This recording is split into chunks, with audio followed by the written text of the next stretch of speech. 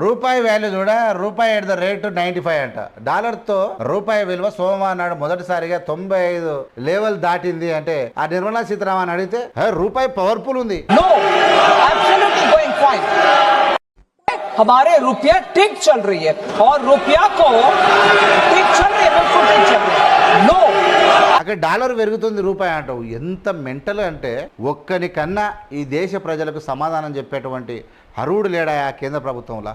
పొంకనాల పోతురేట్లు అబద్ధాలు ఒక అర్థం లేని సమాధానాలు చెప్తారు. నిర్మలా సీతారామన్ డాలర్ ఇట్లా పెరుగుతుంది అంటే ఏం లేదు, రూపాయి మన రూపాయి పవర్ఫుల్ అనే ఉంది కానీ అలా డాలర్ పెరుగుతుంది అంటున్నారు. అంటే ఏం పిచ్చి మనుషులు ఎక్కడికి వెళ్ళి మోతాదు అయ్యారు, ఏడ జమ అయ్యారు వీళ్ళు అంతా కట్టకట్టుకొని. బీజేపీ అనేది వచ్చి దరువు తప్పింది, మామూలు కాదు. ఆ మతం ఉంది కాబట్టి ఆ బతుకుతురు. ఎంఐఎం బీజేపీ అనేటివి భారతదేశ అభివృద్ధికి అత్యంత ప్రమాదకరమైన పార్టీలు. ఇవి నిజం కాదు. ఇగో పశ్చిమాసియాలో ఉద్రిక్తతతో రూపాయిపై ఒత్తిడి పెరుగుతున్నది.